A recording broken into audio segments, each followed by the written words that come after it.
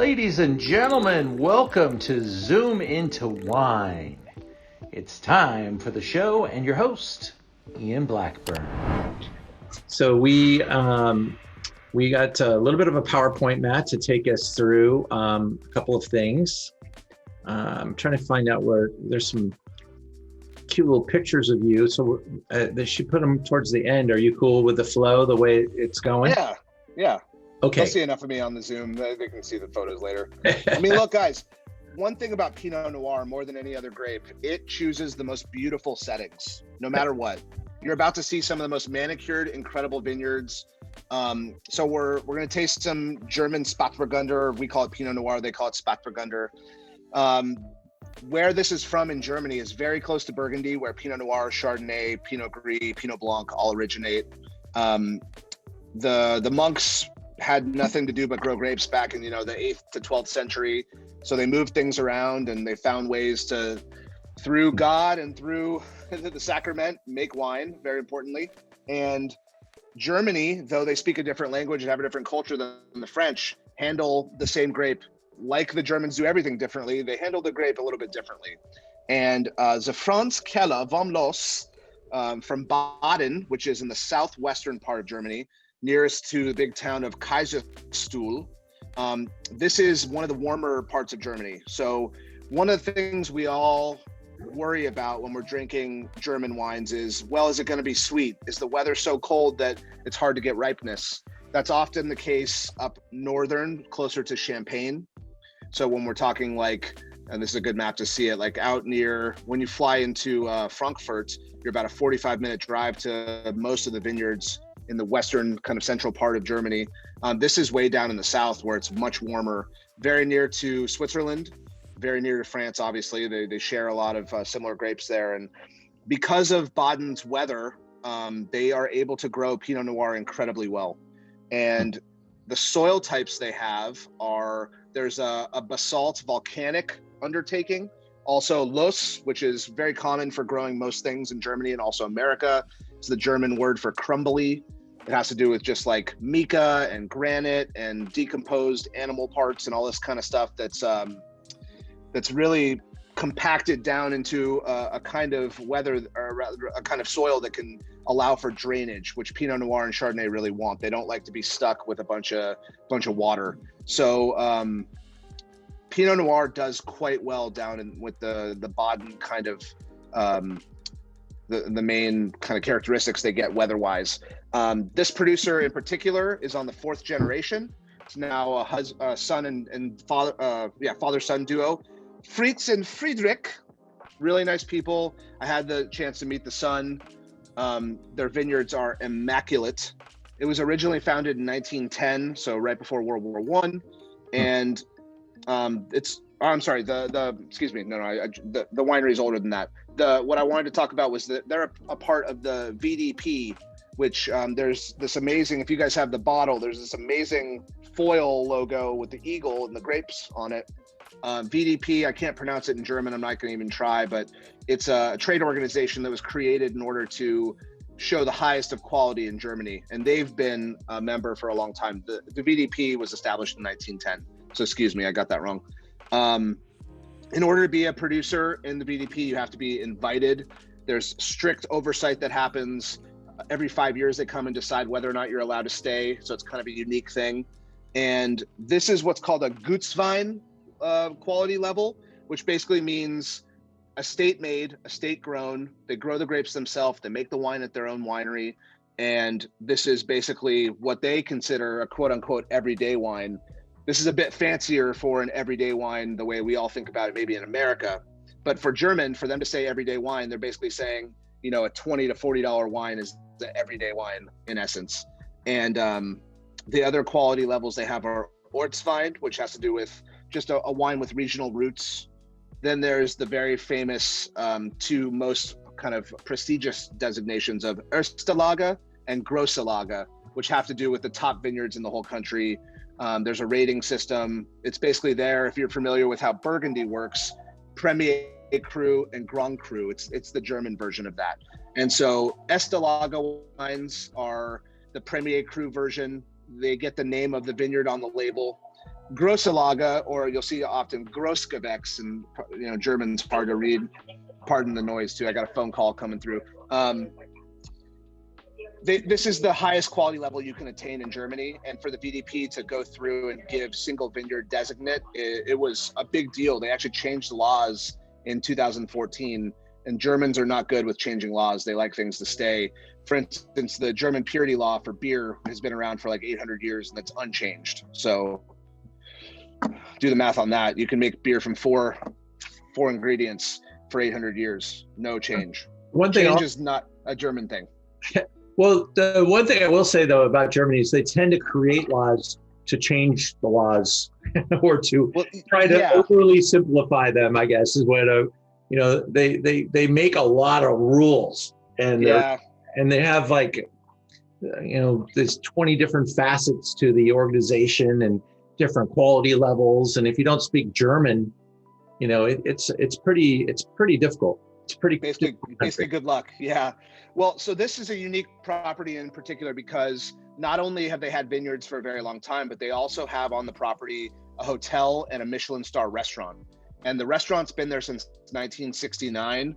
So they've really, with a mindset for culinary or gastronomic wines, have been producing these really high quality Pinot Noir, Pinot Blanc, Pinot Gris, to serve in their Michelin star restaurant. So they have that kind of piggyback of the gastronomic backbone. And there's a lot of amazing food in this part of the world. Obviously up near Alsace and throughout Germany, there's incredible restaurants as well. But, down in Baden, right near Switzerland, right near Burgundy, this is a culinary just spot for the world. It's a hot spot. And so that's something that gave them maybe a head start on quality wine and really making sure that they were farming in order to make that high quality mentality. Not always the case in a lot of these, a lot of the little kind of lesser known appellations throughout Germany. It was all about quantity in the early days. They were making a lot of bulk wine. They were making stuff just to get the wine out and make money. But this in particular, this property was all about quality, and that's a special thing. Man, it sucks that it's not more beautiful there. No. Look at that. No. The terraces are incredible. Look at that. Every grapevine is getting the perfect amount of sun. How happy is that Pinot Noir? Yeah. It's incredible. The wine's showing great. And I wanted to just ask the group, how many of you have never tried German Pinot Noir before? That's 9 out of 10. So that's a big number. And I would tell you that I grabbed this Pinot, kind of sight unseen, but reputation was strong. I said, I really want to, something different. We were selling a lot of Pinot, and I've had some good German Pinots before, and I got a little bit of this wine in the house, and I started tasting it, and I was like, oh yeah, baby, this is like so awesome. And it's got that, this thing is just singing with minerality. And as you were listing those rocks and this, until you got to the animal parts, I was tasting everything. Yeah. Look, this wine it's a full picture of Pinot Noir. It's got the minerality on the palate. It's got a floral component on the nose. There's a bit of like potting soil, a depth of soil. It's got a little bit of a leather component. It really runs the gamut. It's not just fruit. It's not just earth. And then, on the actual kind of follow through, the acid is so pretty and delicate, and it's alive. This is a gastronomic wine. Really, really nice. And you did a great job presenting that, Matthew. Thank you. I want to smell it all night. Yeah, it's definitely a charmer. I want to pour some of this on my pillow and then wake up in the morning and smell it. That'd be awesome. Oh, man. I would not kick her out of bed. There you go. Look at that. Is this part of the house? That's their new winery. They built it into the hillside. I was reading about that. I hadn't seen the photo. How incredible is that to build the cellar? The reason they do this, guys, just so we're all kind of on the same page of why this matters. The earth has a certain kind of core temperature, and in order to keep a winery cold, even in a cold in an area that's not super warm, you're going to have a high electricity bill trying to keep AC on and sometimes they want to have 53 degrees all year. Sometimes they want 60 degrees all year. It costs a lot of money. So they built this into the hillside to have the earth do that for them. And so a lot of what they're doing in their cellar is just natural temperature. And someone asked where in Germany. This is in Baden, near to Kaiserstuhl, down in the southwest. So just north of Switzerland, just east of France, and the southwest most part of Germany. That winery is basically an incubator for low temperature, awesome fermentation. That's Friedrich, yeah. That's Frederick right there. And then the father, Fritz. Frederick. Nice. And looks like they're using the big Futter and even bigger. Yeah, beautiful wood, which is great because they want that size in order to allow the air to pass through and still, slowly oxidize the wine, slowly allow the wine to evolve while not giving a lot of oak. They don't impart as much oak like they do in a small, like to the left, there's the smaller barrels. That's just more surface area. How long in barrel? That's a good question. I don't know the answer to that. Ian, do you know how long this saw? No, but it wouldn't be that long. No, maybe 6 to 12 months at the most, probably 6 months. Probably, yeah. So fresh. Yeah. It's delicate, it's balanced, but it's just bouncing off my tongue. It's got this brightness, freshness. It's very lively. And, I think if you were introduced this wine in the wrong environment, we have to step back. But, when it's explained and you can kind of back into it, I think you really kind of gain an extra level of love for it because it's it's not the fruit forward style. It's definitely more of a rocky minerality style, and that's kind of a different expression for Pinot Noir. I mean, absolutely. Even compared to Burgundy, I think it's different. It's just really it's a drink now too. You could age for sure, but this is letting you drink it now. And guys, I'll teach you a little small bit of helpful German. On the label, it says vom Los. So it's saying from LOSS, from the Los soil. And that they have a bunch of vineyards that are based in that soil type. So it's all the vineyard sites were the Los soil. Why this is helpful for us, vom Fass is something you'll see a lot in German. Vom Fass means from the barrel or from the keg. So vom Fass is how you say, if you want to tap beer, or maybe you want to have like an aged balsamic vinegar, they say vom Fass, Fass. So that's a little helpful little tidbit. If you're, at a German, at the Oktoberfest and they ask, do you want bottle or tap? Vom Fass. Cool. Good. I like it. And how long have you been working with I don't know if we even talked about it, Matthew. You probably the most frequent I would see you is when you were teaching on German wine at a different expedition, or in this wine world we tend to run into each other at different conferences and stuff. And Matthew would often be the guest speaker at the German or even the Loire Valley. But how long have you been working with the Germans? I've been hosting events and being kind of an ambassador with the Wines of Germany campaign since 2013. And obviously 2020 has been kind of a wash on that. But last year, 2019, I got to have a really fun experience. I went with the person who started Wines of Germany, Bruce Schneider, based in New York. And they put together a collection of different sides of our wine industry from America. So there was me for the retail kind of, wine bar side. They call it retail, but it basically meant on premise. And then there was an importer. There was someone who does marketing. There was someone who actually works at a wine store. And for about 8 to 10 years, they've been trying to do these, like get a bunch of winemakers from Germany into a room where Wines of Germany or the Geisenheim University is based in Wiesbaden. It's about an hour drive outside of Frankfurt.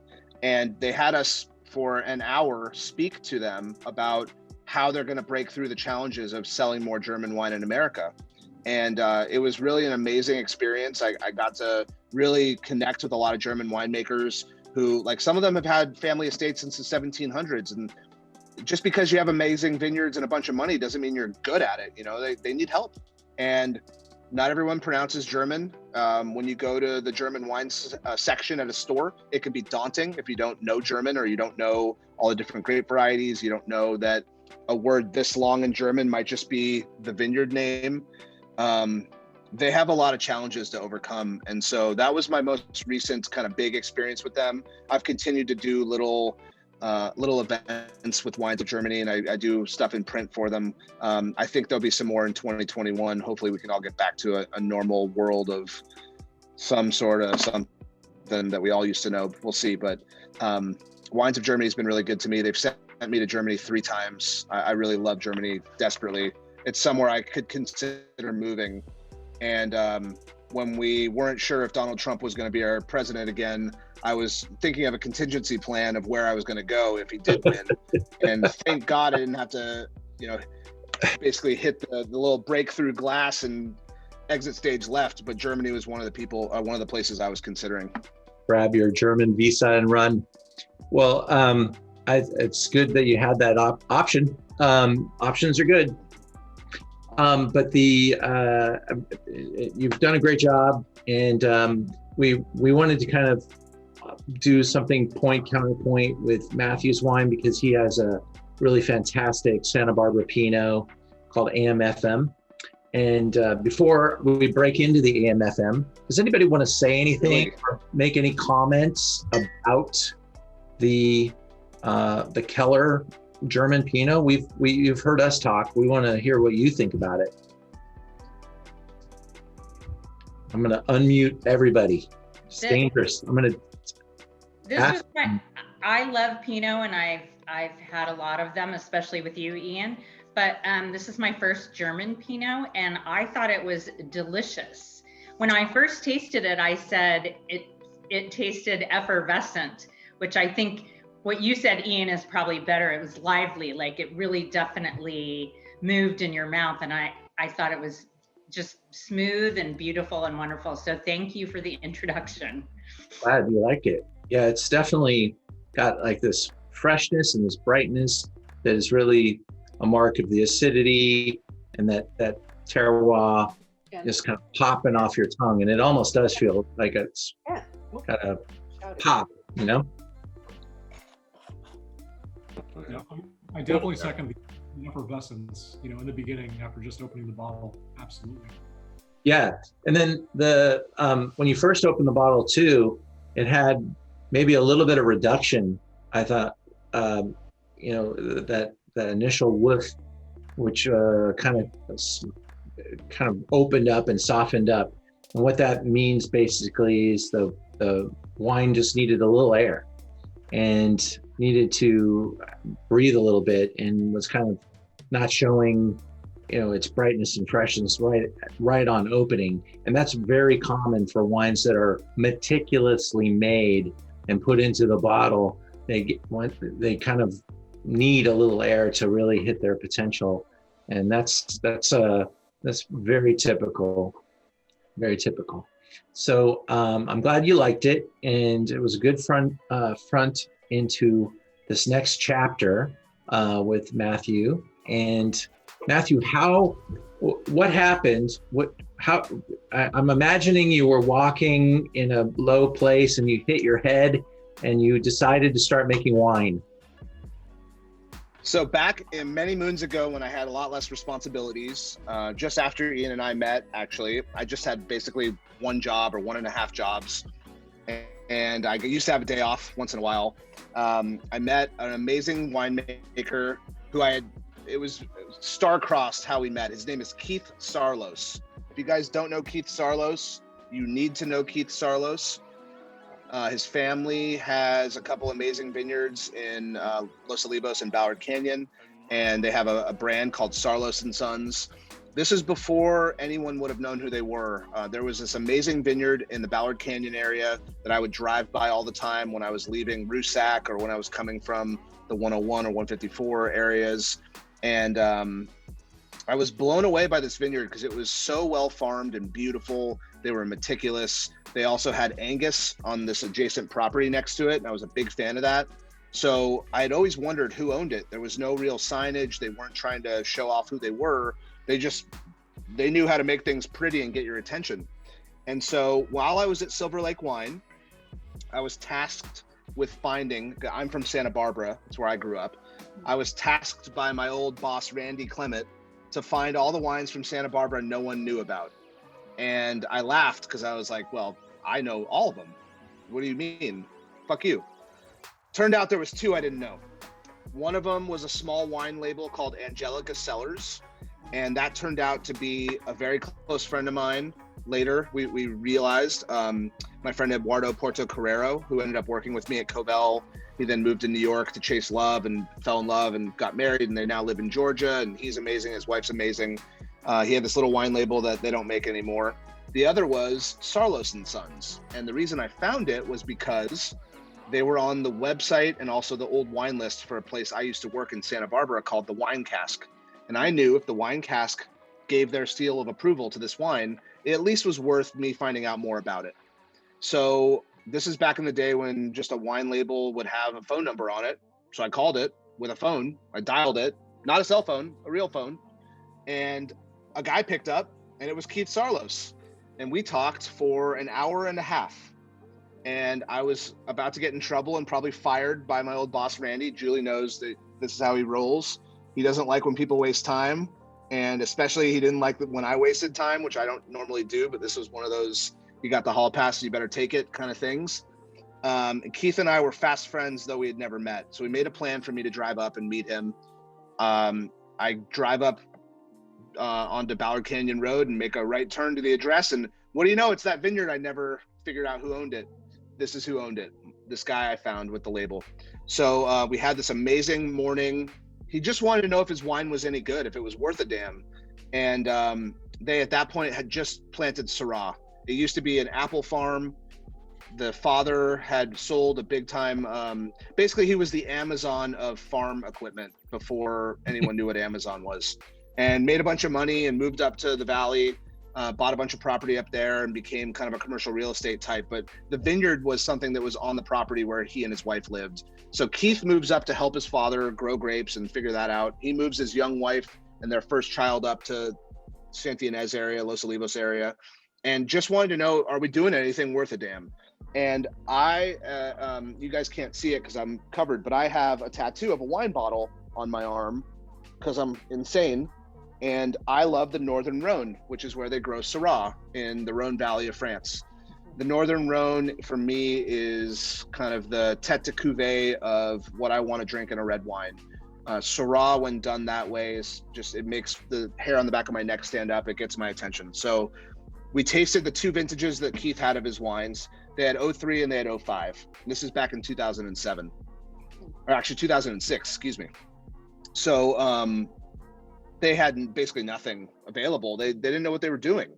And the view of the vineyards, the terraces, the way it was planted, the attention to detail, the soil types, what I was tasting in the wine, I for about an hour, I waxed poetic on what this reminds me of in the Rhone Valley and how I love your handling of oak and why it's not a traditional Syrah from the area and why this vineyard's little microclimate might make it special and why it's different than their neighbor Terra Alta, which is an amazing vineyard, why it's different from down the road of Larner, or why it's different from Rusack, why it's different from Stoltman, blah, blah, blah, blah, blah. I talk too much sometimes, as you're all learning. So, so Keith looks at me and goes, how do you know all that? And I said, well, it's what I do. I'm a dork and I learn about this stuff and then I communicate it. And he goes, what do you want to do? Like in life? And I was 23. I didn't know what the hell I wanted to do. I wanted to do cool shit, which we all do. So I was like, you know what? I want to own a restaurant. I want to have a vineyard. I want to have a music venue. I want to make wine. And he just goes, huh, I can help you. I said, what the fuck do you mean you can help me? He goes, let's make some wine. And that started AM/FM. I went home. I drove probably 85 miles an hour home. It was the shortest time I ever took to get home to LA. And on the drive, I came up with a name. I called a few people to help put stuff together, and AM/FM was born basically that day. Originally with the Sarlos family, I made 50 cases of Syrah 2007 vintage. And then I helped them basically get a name for themselves. And I only say that because he says it. I would never take credit for something if if it wasn't said before. That's not my style. But I helped put them on the map. And actually Ian helped as well. Silver Lake Wine helped a lot, getting them a lot of eyes in the LA wine scene. They were thankful for all the little help that they got. And so we made this wine, but then all of a sudden they got too big and had to keep all their grapes and had to sell them to people that were going to pay more money. And so AM/FM went to bed for a couple of years, and I resuscitated it with an old friend of mine, maybe some of you know, named Eric Railsback, who makes another wine called Lou D. He's got a wine called Railsback Frere. He's a partner in Verve Wine Company, which is in San Francisco and in New York, and they just opened one in Chicago. He's all over the place. We worked at the Wine Cask together back in 2005, 2006. And so Eric had just forged a new relationship with a winery called Presqu'île. They were new on the scene. They had oil money. They could do whatever the hell they wanted. And they were in the Santa Maria Valley, directly across the river valley from the oldest vineyard in that area called the Bien Nacido Vineyard. That vineyard dates to 1972 to 1974. It's not that old, but it's the oldest in the Santa Maria Valley. And so this new relationship meant we could make Pinot Noir and Chardonnay, because that's what they do there. So we started our new project in 2013, same label, different grape varieties. And AM/FM's been a labor of love. We've poured it by the glass at all my places since, and it's been, we've gotten it into Denmark, Canada, Germany, a bunch of different states in America. I've drank bottles in South Africa, Australia, Morocco. Like, it's traveled the world, which is kind of cool. And so 2015, at this point, 5 years into it, really doing a beautiful job, in my opinion. The Santa Maria Valley is very special. So Santa Maria sits on an old riverbed. There's an amazing old geology. It's about, 20 to 30 million years old, which actually for geology is quite young. And it's about 15 to 20 miles inland from the ocean. It gives it this amazing natural air conditioning because of this wind corridor that's created through that river valley. And it's warm during the days, 85 to 90 degrees, but they always get a fog at night. And there's always, because of the sea breeze and the difference in temperature and pressure, they always get that wind, which becomes air conditioning for the grapes. So grapes in Santa Maria are always happy. They're always, if they're farmed right, they're always perfect in, you can always get phenolic ripeness while also keeping acidity. And it's really special for Pinot Noir and Chardonnay. They have a sandy loam kind of upper soil with colluvial, kind of like old volcanic style. And I don't know, Santa Maria for me is becoming a place where I hope they plant more in that area, because what is there is beautiful, and there's actually more land. It's getting more expensive. You can't just buy in the Santa Rita Hills anymore. It's the ABA has been really carved out. They're not really allowing a lot of additional vineyard plantings, and the Santa Barbara County Board of Supervisors are just hell for vineyards. They really make it hard to do any sort of new planting. So Santa Maria is a little bit less kind of strict, and they're not as Gustavo about it. So yeah, that's the long and short of that. I talk too much. Hey, when I smell your wine, I immediately suspect you used a good amount of stem inclusion. Is that true? Yes. The winemaker for Presqu'île is a South African, and left to his own devices, he would do 100% stem inclusion on every wine they make. It's just what he learned. He was in Hemelanarda, the region, which is, it means heaven on earth. It's one of the most beautiful places on the planet. And it's a place you go whale watching. Hermanus is the old town where the little, like, they had one male outpost for like the whole, 200 mile coastline. This is where people had to live if they wanted mail. And it's also where Pinot Noir and Chardonnay are so happy. So he learned to make wine there, moves to Santa Maria, gets this amazing job. And so he's the winemaker for AM/FM. Dieter, I always forget Dieter's last name, but he's an amazing guy. We had to really dial back the stems because it used to be 50%. This is 25% stem inclusion on this. Yeah, you'd like to sell it in this decade, and stem inclusion can prevent that for the first 5 years, but the rewards come eventually. And if you're, 5 years using in. oil, if you're using oil money to make wine, you're not in a hurry. But No. but I love Pinots with stem inclusion, and Matthew's wine here is a 2015, and I think it is hitting all-time highs right now, dude. Thank you. Appreciate that. I really like it, and it's there's different powers, power in Pinot. There's some that can play at a really rich and opulent style, and this is more towards the more delicate and pretty finesse, and I think it's really well done. And quite honestly, at its price point, it's everything you could ask for and more. And there's so much really unlikable Pinot at this price point, and I love this wine. I would drink this every day if and this would be great as a restaurant by the glass, but this is really a fun way. Now, I will say that I think this wine even will have a better gear with the right food, because some people make Pinot and it's meant to be a cocktail, and it's got that roundness and this has just got that really cool food friendly approach, and meaning it's kept its brightness, and it's got a little bit of a fun spice rack, spice set, and it plays off coriander, cumin, and some of those Santa Maria barbecue spices. And I was gonna say I want this with a rack of lamb. I want it with chicken tikka masala.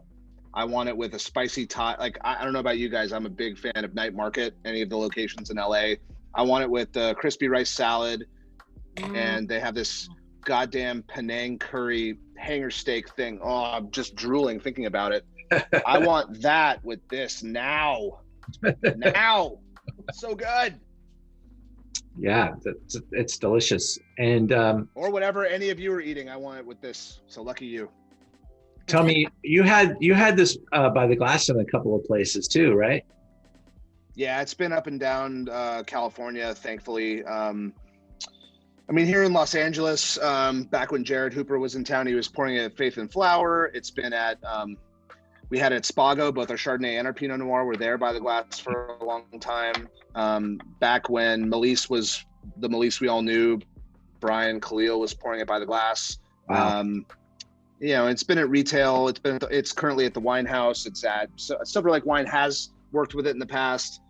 Places like that. Good friends of mine who have helped throughout the years. It's been really nice. But like I said, I've been lucky to get some of it in other countries and throughout the U.S. It's been my good friend who was in Chicago for years was a buyer for the Let Us Entertain You group, and they poured it at a bunch of restaurants. In San Francisco, we had really good run with it. I think I saw Single Thread Farms had it for a bit, which was crazy. That was pretty flattering. That's awesome. Yeah. Well, it's fun. Julie's got a question for you. I do have a question. Hi, Matthew. Hey. Okay, so just to give everyone a little background, my husband is a graphic designer. So we like wine, but I'm also asking from a design perspective. I have always wondered who and where and how you got the wine label. Yeah. And as an added layer of my interest, I work in radio. So that's why I love the label. And I've given the bottle of wine as gifts many times over. So thank you for doing so. Yeah, of course. My question is, who designed the label for you? Well, I'm going to embarrass your awesome husband for a sec. He did the album cover for Yankee Hotel Foxtrot. There's Lawrence. An album by the band called Wilco we were listening to when we first all jumped in. Oh, no way. Millennium Towers, I think, is the buildings that are in it. And that's one of the most iconic album covers of all time. So we got royalty there again. It's like all this royalty in the room tonight. How are we supposed to talk here? So I was very lucky that one of the people that I used to help at Silver Lake Wine way back, like when Julie, when you and I met, was an animator for Disney, and his name is Benoit Le Pennec. Benoit was the quietest guy. He'd sit in the corner on like a Monday night tasting and order the wine and be very French about it and be over by himself drawing in his little book and wouldn't talk to anyone. But then when I'd go over to him, he'd want to have an hour conversation about some esoteric thing that no one else would even notice. And we became buddies. So when this happened, I drove home that day I referenced where I was like, going fast and ideas are spinning in my head. And I said, I'm going to call Benoit. And I had this idea to do an old radio motif. I wasn't sure exactly what I wanted, but what came to mind was I wanted something musical without it being so obvious. Like I didn't want to do guitar sellers and have a guitar on it, or like, listen to my album Wine, or, I didn't want to be on the nose like that. So I thought like FDR fireside chats, when people used to have to sit around and actually listen to the radio to know information. They didn't have iPhones or Instagram. They didn't have TV feeding them all this stuff at the moment. They had to sit in the room at the time it was on. They couldn't even record it, and they had to know something was happening by listening to a radio. That was a simpler time. Obviously, our world has changed a lot since then, but I wanted to kind of harken back to that time when things were a little bit different in how information was disseminated. And I really wanted to show off something musical because I moved to LA to be a singer-songwriter, though that didn't become my career. It's something that's always been a really important part of my life, and it's a big passion of mine. And so I'm really thankful that I was able to capture that with the wine, and something that thankfully, like for me, I don't like to be on the nose about certain stuff. I like to make things a little bit more artful and impactful and not so obvious. So Benoit Le Pennec was the guy who did the logo. I have the original hand-drawn logo basically behind bulletproof glass at my home. I put it in an amazing frame, so it's safe forever. And yeah, so thanks for asking. That's the story. I love it. Thank you, Matthew. So, Lawrence, what's up? So Julie, this is your husband's work. Yes. Matthew, that's an excellent answer and an excellent label. All the right reasons to be motivated by design. Fantastic. Julie, you missed it, but I didn't know you guys were coming on the Zoom tonight, but we did open the show with a song from Wilco. Get out of here. What song? Yankee Foxtrot. Nice. No, No, I'm sorry. Germany. Impossible Germany. Thank you. This is Such a good connection. yeah. So German Pinot. I Yeah, like but it. Matthew, you described all your intentions and motivations perfectly, and to have that reflected in the wine as manifested in the design, that's as a designer myself, what I dream for in a client who's thinking along those notes and those aspirations. Well done. Thank you. Yeah. This Appreciate is that. coming from Lawrence, who is the Grammy nominated All right. designer of Wilco's Ode to Joy box set. all right. Wow. Yeah. Any Grammy voters out there, he's nominated. Wow. Well, Get it. we'll send that positive vibe out there. Yeah, Super but in happy. all honesty, I have always appreciated the label and the wine, Matthew, and I've never had the opportunity to ask you, so that was great. Thank you. Thank you. My pleasure. Yeah, I think it fits your personality too. I mean, I looked at it and like, that's totally Matt's label right there. That I can totally see it, and Awesome. that's wonderful.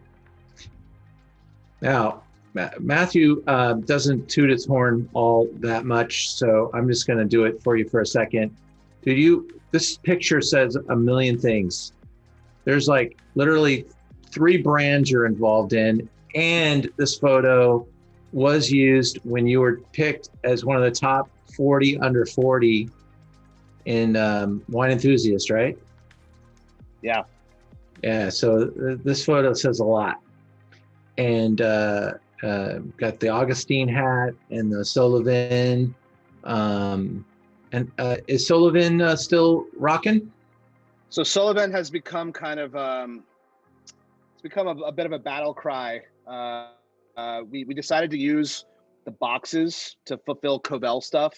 When COVID hit, a lot of things changed, and it just, because it actually is tied to Covell, we use Covell as like the home of the business. So when we had to shut down Covell, we had to shut down Sullivan for a minute, and then we were rebuilding it, redesigning it, and so far it's kind of it's flatlined for the time being, let's say. But well, it's hard to get anything going in a big direction. Yeah. If you had any kind of momentum at all. But it's just a day later that you're going to come up with something else. So that's a good thing. And let's hope. Yeah. So we talked about your wine being from Santa Maria Valley, and we had a map that we can break way to just in case someone hasn't seen it. But it is part of Santa Barbara and basically the most northern part. And Santa Barbara used to just be this place that they made wine, and now it's really become very specific. In fact, I gave a presentation earlier today to a bunch of lawyers about what's gone on in Santa Barbara. A tangent off of Burgundy into Santa Barbara, which is a really interesting way to think of it, because we used to just think of Santa Barbara as Santa Barbara wine, and now we really have to know where in Santa Barbara we're talking about. And I think Santa Barbara really is a place that you need to get very specific, because it does change the glass really quickly. But Matthew, we got some awesome photos that take us back. That's me. That's my father, Mike, my mom, Jamie. We were probably in the East Bay at that point, Walnut Creek. My dad he's just like me, he likes to wear glasses you can see through that you probably don't need to wear indoors, but you're still going to do it. Apple does not fall far. I like it. Who are some of these characters? Future style icon, I like to say. So my brother on the right, Pierce Justin, PJ. He's up in Napa. He works at a golf course. He builds golf courses for a living. He's like the superintendent, the main designer, and he and his wife and their 3 kids are up in Napa now. So that's pretty cool. And that view behind it is my parents' home. It's in Santa Barbara, facing the mountains there, right at the base of the 154 highway. And on the left with the square tie. I mean, come on. I was like 5 and I had a square tie. How rad is that? Way ahead of the game, man. Way ahead. Lucky me.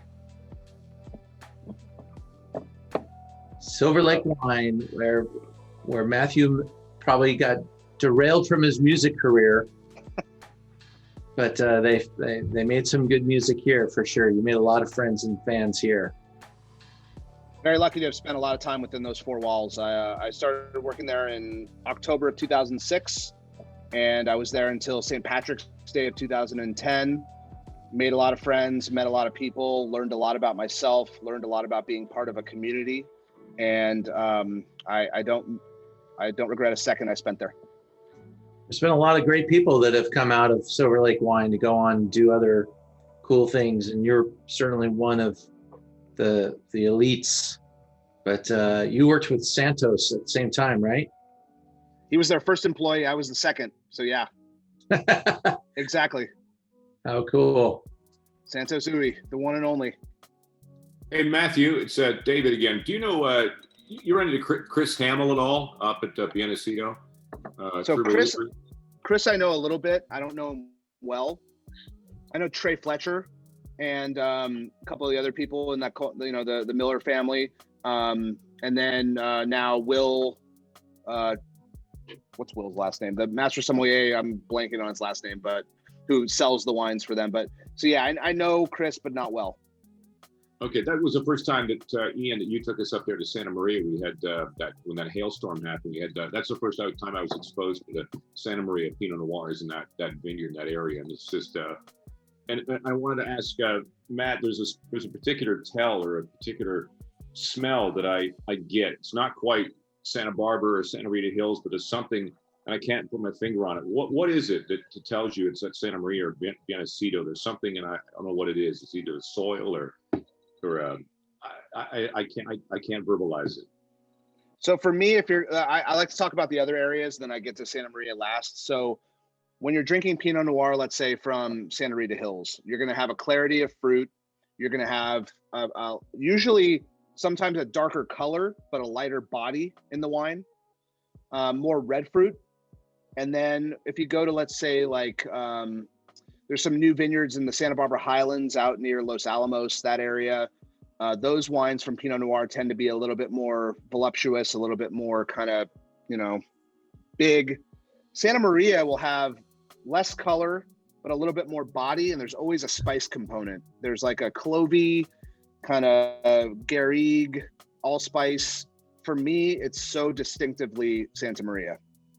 That's what I get. It's coriander all day long. And coriander, yeah. Now, are we talking British coriander, which is actually cilantro, or do you mean like the seed? The seed.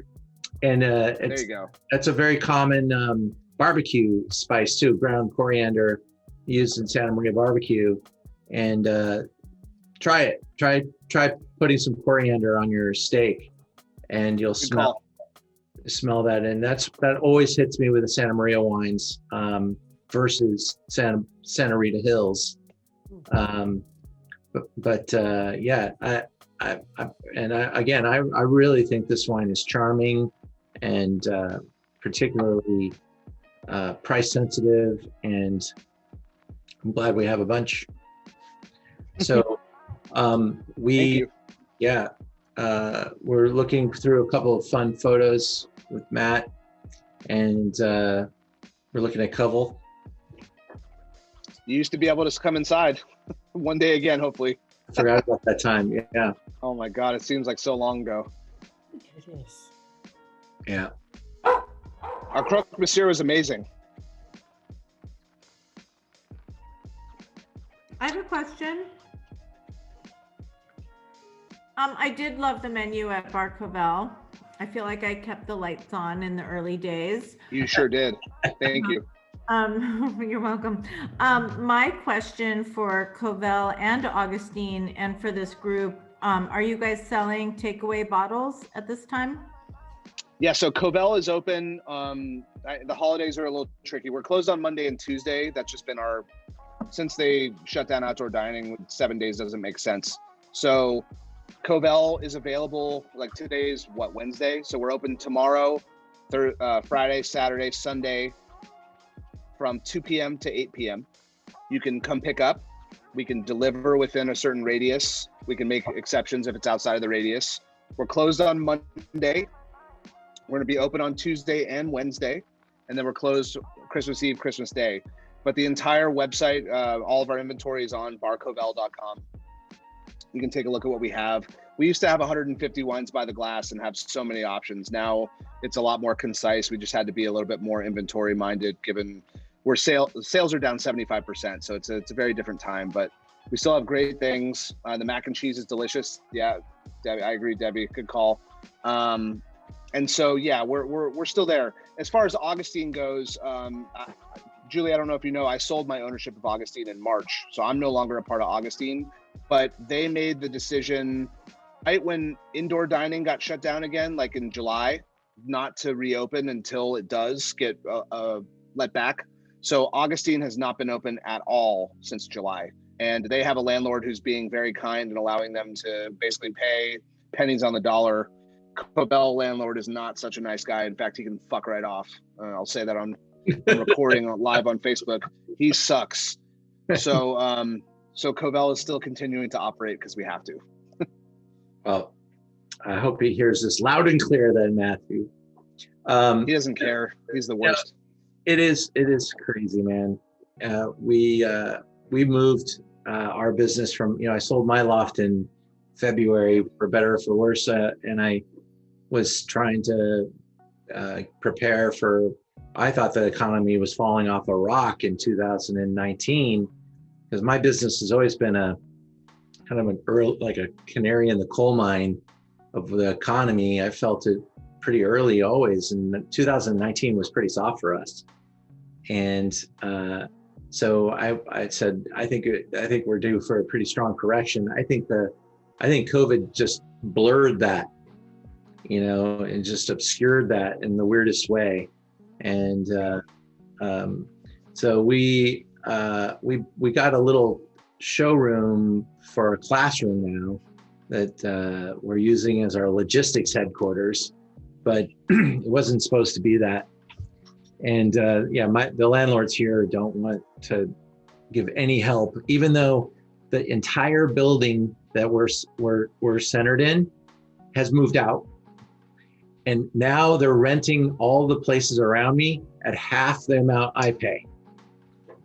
And they won't even lower our rent a penny. And I pay showroom prices. So it won't be long. Man, I'm sorry to hear that. Unfortunately, I'm not surprised, and I hate that, because this has really shown people who are greedy that they're able to somehow, they have protections to stay greedy. And then there's people like the Augustine landlord who doesn't have to be nice and chose to allow them to not die on the vine. I wish, for Ian and my sake, that we had landlords who understood. None of us, it's not our business acumen that ruined this. We didn't make mistakes and lose a bunch of money.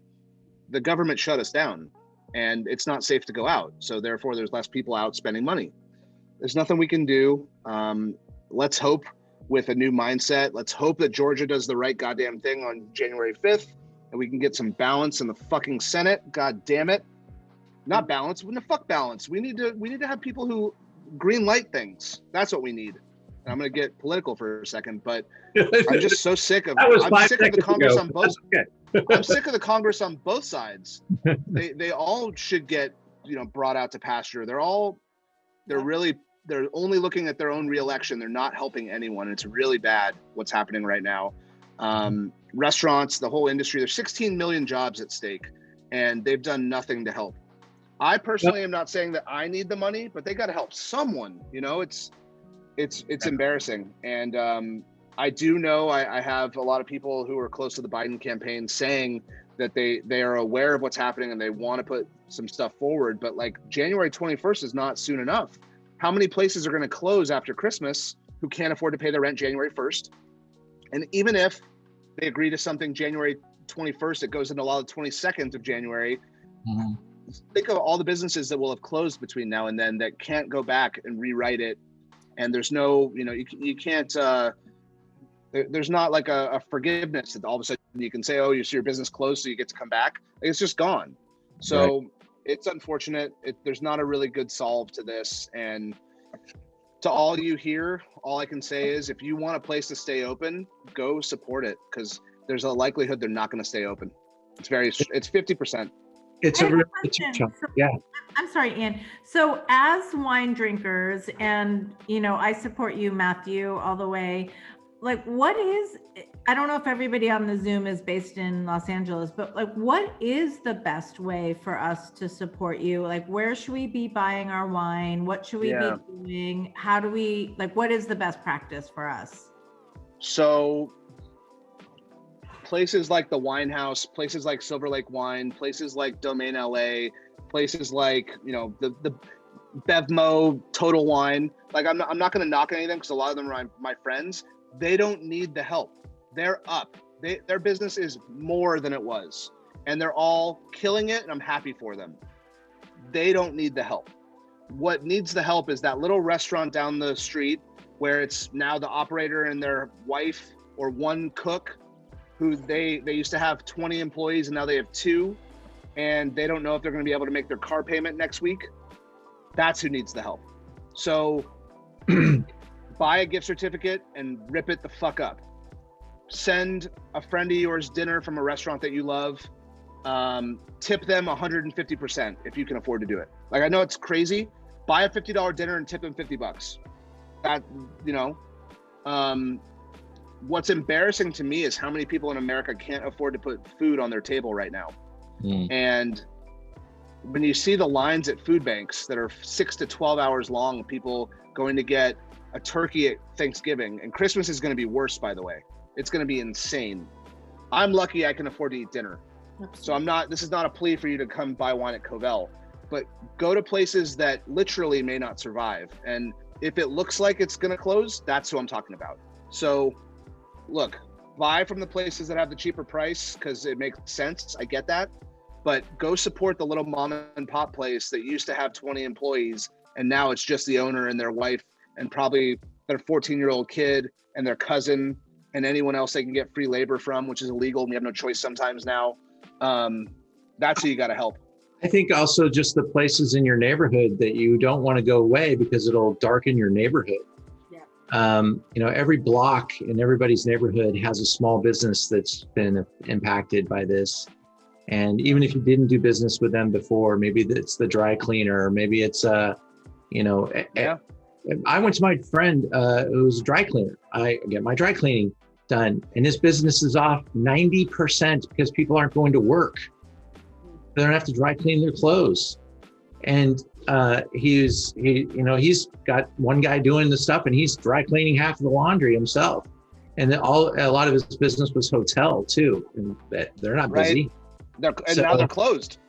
Yeah. It's a challenging thing. And I just wish our government could have had some vision instead of writing big checks to hope it all trickles down, that we could have had a program where we would have trickled up, like give everybody $500 a month to eat at restaurants. That restaurant program would have fed the restaurants, would have fed the food chain to the restaurants, all the produce companies, all the meat companies that are hurting.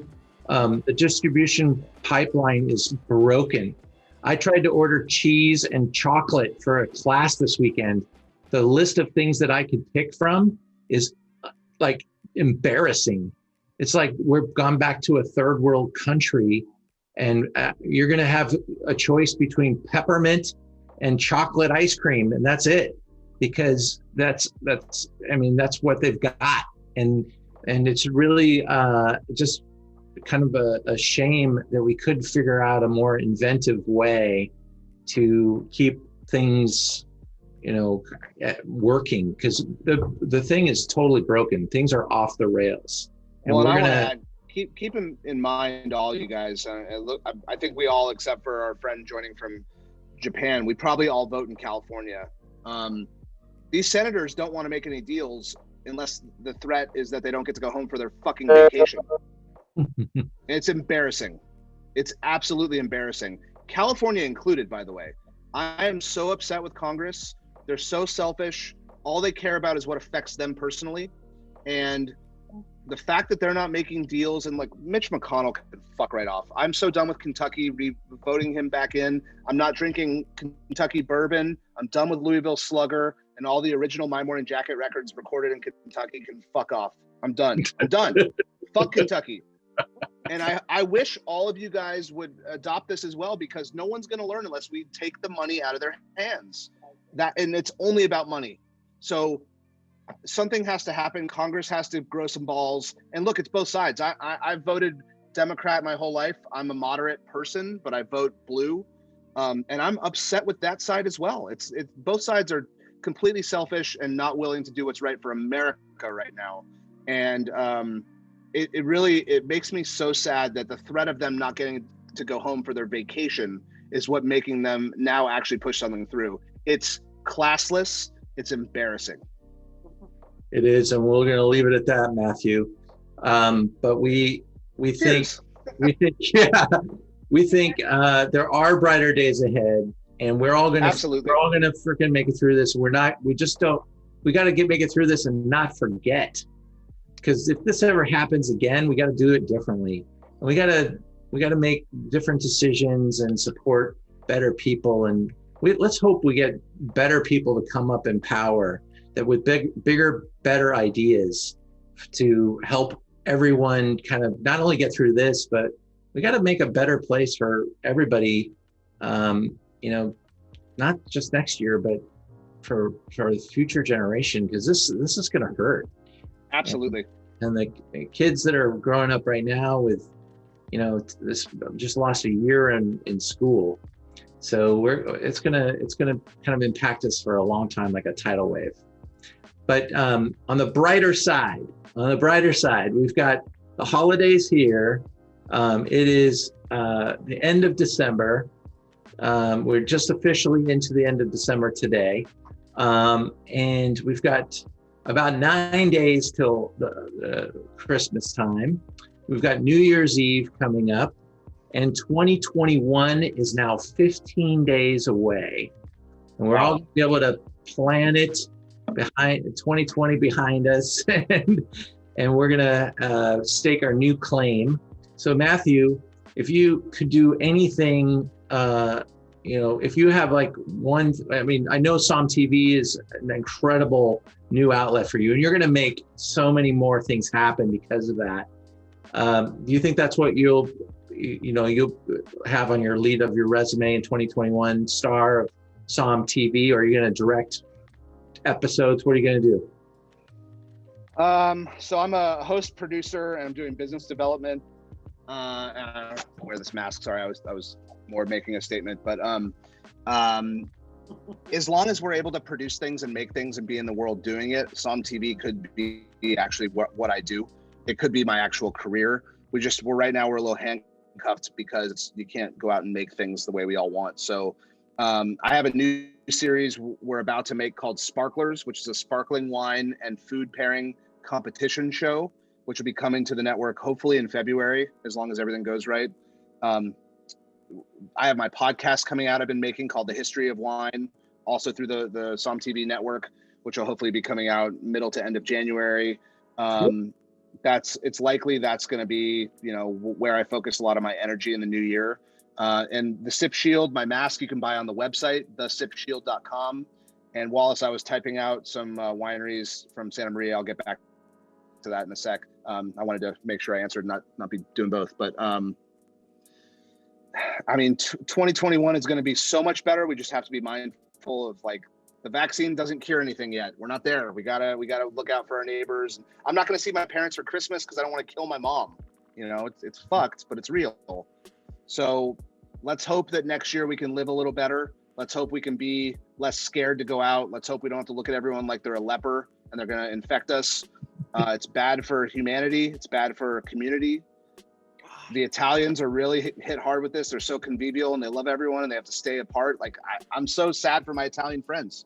It's tough. I get it. We want to kiss everyone on the cheek. We'll get back to it. We're going to get there. But 2021 is going to be a year of the light at the end of the tunnel that doesn't seem to get to us. We're just hold on a little longer. We'll get there. Let's figure it out, man. Figure it out. Yeah. And dance another day. We will. We'll get there. It's going to happen. So Matthew, before you go on another rant, because I don't want you to, are you going to play a song for us or not? I can, sure. We want to hear this guy's pipes. Come on. The only worry I have is I'm not sure it's going to sound great through the computer. I know you're going to worry about that, but trust us, all of us are waiting to hear somebody sing. And none of us have seen a live song sang in 9 months. Right. It would be such a treat. It would be such a treat. Let me turn the earbuds off 1 sec. Okay. Because it will sound shitty if I do that.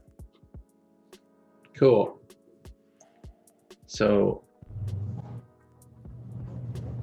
super excited to have Matthew sing a song. Of course, he's gonna pick which song that is. And while you're doing that, Matthew, I'm just gonna, so we can go out after the song, I'm gonna do my little commercial. Okay. Do it. All right. Let's see. Gotta exit there. Stop share. Wrong. One more time. Intro commercial. Get me out of this. Escape. There we go. All right, here we go. Merchant of Wine. We have Zoom into Wine and some of the upcoming activities. Of course, today is Matthew. Next on Saturday, we're doing Rioja. We're calling it the Taste Off. 6 killer Riojas, all tasted blind. And you can still sign up through tomorrow. We deliver on Saturday. So you're either going to get delivery overnighted tomorrow for Saturday or on Saturday for this event. And then we have the 12 Days of Christmas starts. Oh my God, it starts on Sunday already. I'm doing 12 5 o'clock Zooms in a row. They're only about 10 minutes long, but I've got 12 wines that we put into a gift box. And you can either watch the Zoom, or we just basically put the Zoom in front of you in the email, and you can watch it so you can learn a little bit about these 12 wines. They're kind of some really great finds that I've found this year that we included in a gift box. I wanted to go all over the world with the gift box and get you some really good value. It's a box of wine that usually sells for about $450, $300 total delivered. It's the 12 Days of Christmas. It's 12 Zooms in a row, and that's really fun. We have a couple dozen of those out there in the world, so I got to get my Zoom chops on. But they're just short ones. And then we do this, we're going out with a bang with the last 3 Zooms of the year are on super tête de cuvée style wines. We're doing Ruinart. We're doing a night with Krug. And then we're doing a night with Tattinger Comte de Champagne on the 30th of December. You can buy all 3 of them as a package and save some big bucks. In fact, you can't buy these 3 wines together cheaper than I have the Zoom. The 3 bottle option, that's an $80 bottle, but you can get all 3 of those for $350. The Krug, the Tattinger Comte de Champagne, and the Ruinart. So it's a really good value proposition at the high end of the food chain. It's not for everybody, but these are awesome wines and definitely are meant to inspire the changes coming. And I'm gonna drop a little bit of knowledge quickly that or something I shouldn't tell you, but I'm going to. One of the wineries participating in Sparklers, the competition show I referenced, is Ruinart.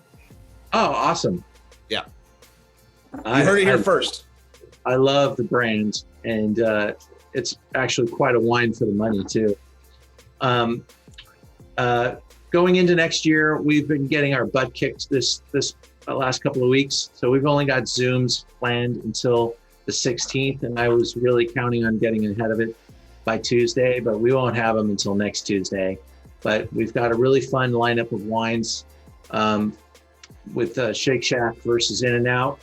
We'll deliver those to your house with wine kits. So we're working on the logistics there, but there are In-N-Outs and Shake Shacks in ideal locations in LA. And so we'll deliver those. And then we've got from New Zealand, Astrolab. This guy knocked everybody's back in their chairs when he presented his Pinot at Stars of Pinot. Simon from Astrolab, the guy is an absolute genius.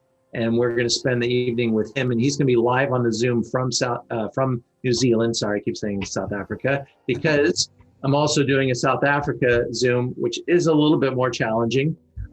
It's 5 a.m, and he's just backed out of being live on the Zoom. So we're going to have him on recording, but we're going to be with Simon back on January 6th. Anyway, those are my upcoming big events.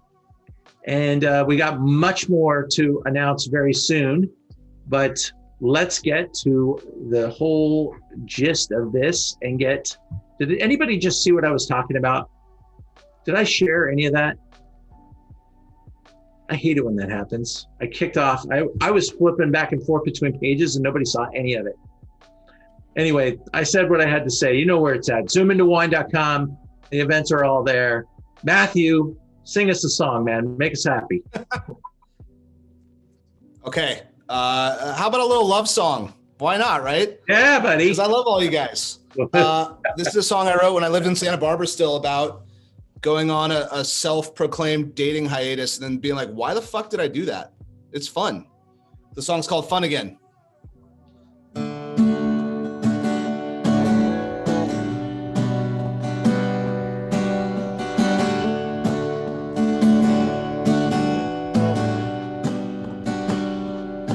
Hey lady, can I walk with you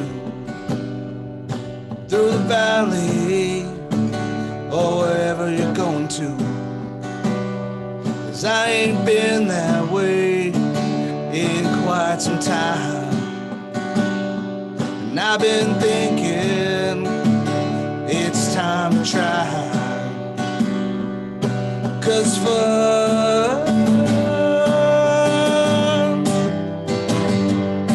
it's fun.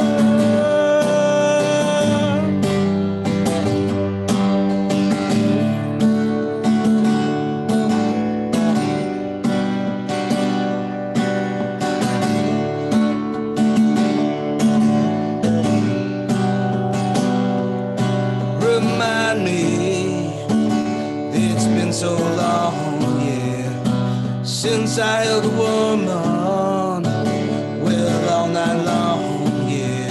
Well, I said, remind me what people do, yeah, when they're alive like with me and you.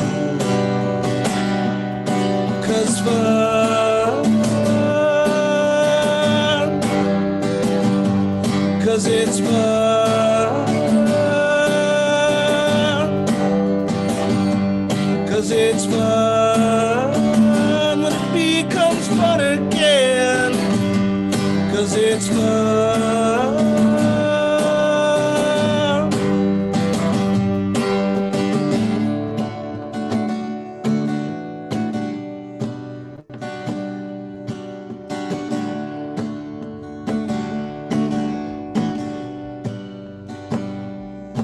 Hey lady, can I walk with you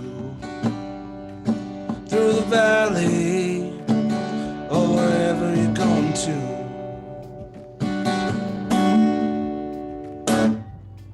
Sounded great. Awesome.